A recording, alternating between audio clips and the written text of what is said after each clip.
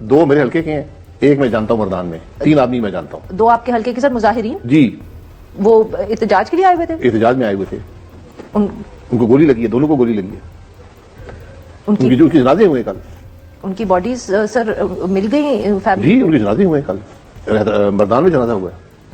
دیکھیں، اگر یہ بڑی عجیب بات ہے کہ گولی اسلام آباد آپ کے دارالحکومت میں آپ کو گولی چلا کر لوگوں کو منتشر کرنا پڑے، وہ بھی رات کے اندھیرے میں۔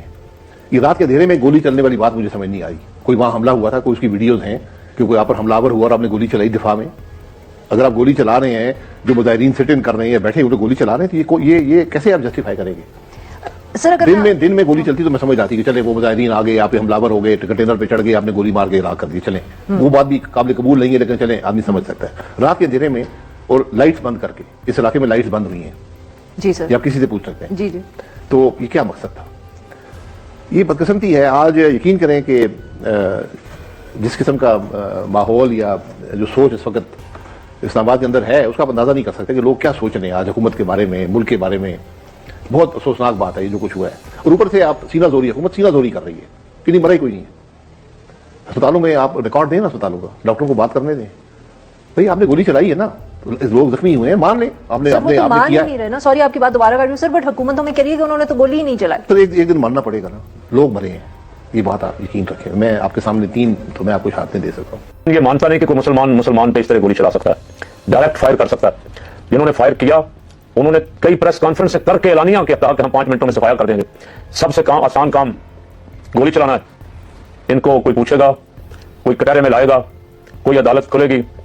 اس وقت تو عدالت رات کو 12 بجے کھل گئی تھی، اب آج سارا دن مجھے نہیں پتا کسی عدالت نے نوٹس لیا کہ نہیں لیا۔ کتنے انسان بے گناہ ڈائریکٹ فائر کر کے موت کے گھاٹ اتار دیے گئے، خون کی ہولی کھیلی گئی، اور پھر یہاں بس نہیں، اس کا مذاق اڑایا گیا، اڑایا جا رہا ہے۔ بھاگ گئے، سامان چھوڑ کے بھاگ گئے، گاڑیاں چھوڑ کے بھاگ گئے، غائب ہو گئے۔ ان جوانوں کو جنہوں نے جانیں پیش کی ہیں، جنہوں نے اپنا خون دیا ہے، ساری قوم کا بہت بہت سلام اور ہزاروں لاکھوں کروڑوں دعائیں۔ وہ کس لیے آئے تھے؟ وہ کو لڑنے آئے تھے، وہ کو اسلحہ لے کے آئے تھے۔ جھوٹ بولا جا رہا تھا کہ ان کے پاس گلیلے ہیں، ان کے پاس ڈنڈے ہیں، ان کے پاس شل ہیں۔ تمہاری اپنی رپورٹوں کے مطابق 4,500 والا شل، 55,000 شل فائر کیے گئے ان پہ۔ وہ کوئی انڈین تھے، وہ کوئی اسرائیلی تھے۔ میں نے پہلے بھی کہا تھا کاش کبھی تم انڈیا کی فوج سے لڑتے، تم اگر لڑنا تھا تو اسرائیلی ظالموں سے لڑتے، دہشت گردوں سے لڑتے۔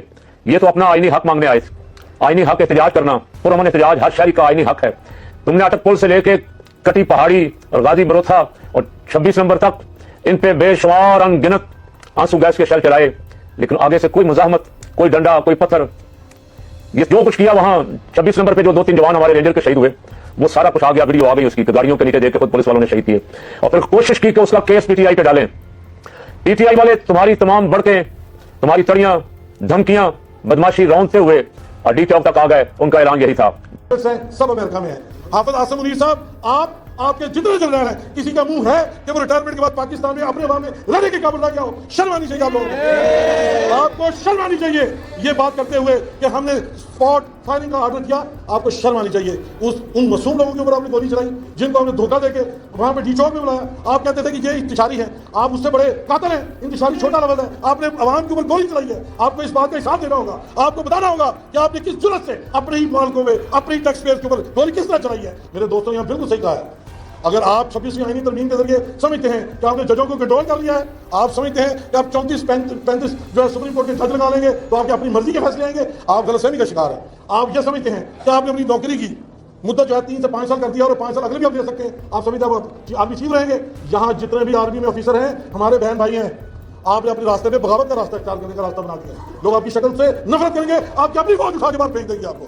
کیوں کہ یہ فوج آپ کی نہیں ہے، یہ پاکستان کی فوج ہے، ہماری فوج ہے۔ ہم بالکل ایسے حکمران کو، ایسے کمانڈر چیف کو بالکل نہیں پسند کرتے جو اپنی عوام کو فدا کرنے میں لگا ہوا ہے، جو اپنی ججوں کو جو ہے وہ مرغا بنانے کی کوشش کر رہا ہے، جو اپنی عدلیہ کا ستیہ ناش کر رہا ہے، اپنی ملک کے ڈیموکریٹک پروسیس کو تباہ کر رہا ہے، اپنی ملک کے اندر ایسی پارلیمنٹ جو اپنے آپ کے اندر کانفیڈنس نہیں رکھتی، جنہوں نے خود ووٹ دینے سے انکار کیا۔ تو میں یہ سمجھتا ہوں میرے دوستوں 26ویں کی شام کو یہ ظلم ہوا، رات کو یہ اندھیرے میں ظلم ہوا، تو 27ویں کی صبح کو پاکستان کی عوام کو سڑکوں پہ ہونا چاہیے تھا، اور اس کا ہراول دستہ پاکستان کی بار ایسوسی ایشن کے ممبر کو ہونا چاہیے تھا، لیکن یہ نہ ہوا۔ اس کی وجہ کیا ہے؟ ایک وجہ تو یہ ہے کہ اس فسطائی حکومت کے حمایت یافتہ امیدوار جب बार के इलेक्शन में जीत जाते हैं तो उनका साथ देते हैं। देखा आपने सुप्रीम कोर्ट बार के प्रेसिडेंट को, देखा आप पाकिस्तान बार काउंसिल को, देखा आपने पंजाब बार काउंसिल को। ये किसी दोस्त ने कहा मैं इसमें इत्तेफाक नहीं करता कि जो भी सदर आएगा वो इस किस्म के इजलास बुलाएगा, हरगिज नहीं। आज उनका एक छोटा सा सिटी है, मैं जब भी देखता हूं कि कोई इजलास गवर्नमेंट के खिलाफ होता है वो नहीं बैठता, उसको यहां बैठना चाहिए।